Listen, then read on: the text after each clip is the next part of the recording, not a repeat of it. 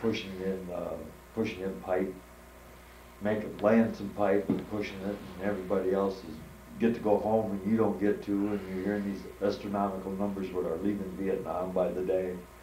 Like and I you're said, still there. And you're still there, you know.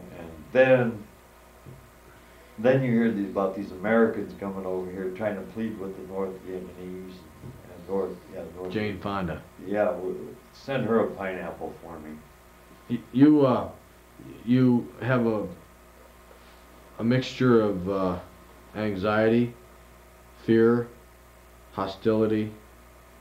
All these things are working on you. Oh yeah, different emotions. All at once, around the clock. And people are trying to kill you. Yeah. People are trying to shoot you, drop bombs on you, mortars. Yeah. Poison you with. Poison you quite easily. We had a barber. I walked in one day and I had a 45 on my hip, and I had it up on my chest, and I says, "You cut me," and I says, "You're going to die before I die." Was this in the village? This was in the village. Were the Vietnamese people allowed to on the base? Yes, they were. Somewhere. Yes. Work permits, green. Yeah, they were work permits. I caught a pacer. The pacer got shot, and you had to dispose of them. Yeah. You caught the pacer. In other words, the guy, he was walking from the fence line to, like, let's say he was walking to the mess hall. He'd count how many steps. Oh, pacer. He was trying to determine distances for attacks, mortar attacks. Mortar attacks. This is what he used to do, and he did it to the orderly room. And I caught him. Commander did his duty, and I did my duty, what he told me. I don't have to tell you people what that consists of, because it's... Basically, he was executed. Yes. Outside the camp? No. In the camp? In the orderly room. In the orderly room? He took was that messy? A little bit. We cleaned up the mess. And how did you dispose of the body? I don't want to talk about it. At any rate, there was danger without, danger within. In your own confines. All kinds of stuff going on. Oh yeah, all the time. Not a lot of sleep, a few bennies. It's hot, it's sticky. That's during the daytime.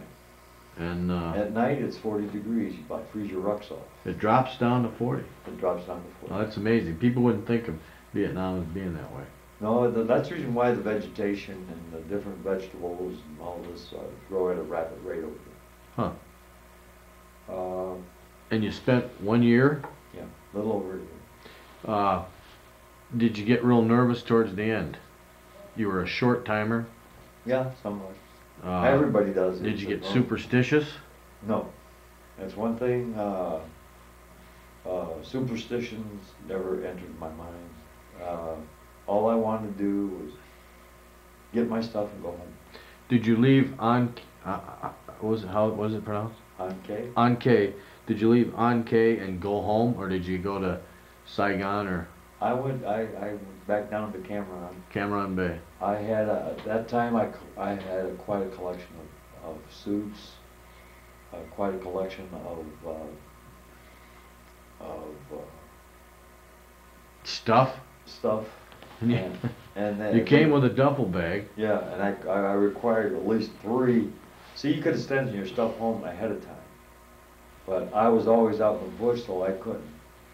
So I didn't get the chance to send my stuff home ahead of time. I sold a lot of my little stuff, like my camera. I did require a camera, but the camera didn't ever work for me. I had oodles of pictures. They were all confiscated from me, from customs, when I got back in the States. You flew from Cameron? Flew? Yes, flew. Were you nervous right down to the wire? I was nervous until I boarded the craft. And then it was up in the air? Up in the air until we went to the backside of Japan. Were you allowed to party then? Drink some cocktails? No, I mean, yes and no. you had to be of age. In other words, you had to be 21 and an E5. You're just leaving a war zone, and you can't drink. Right. And because you're not an E5. You're not an E5.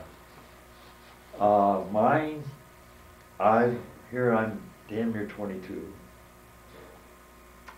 I'm coming home, flying on Flying Tiger. We're at 30,000 feet. We dropped down to 25,000 feet.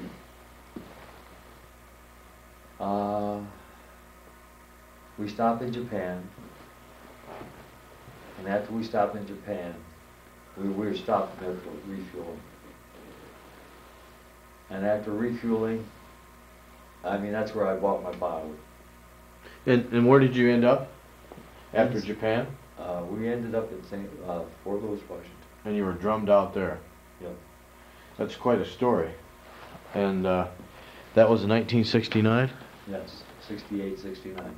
And now we're at 1995, and you're in Clinton, Iowa, Right. in the Signal Battalion. Yes. That's quite a tale. Thank you. And I certainly appreciate your time. And I appreciate your time taking to listen to it.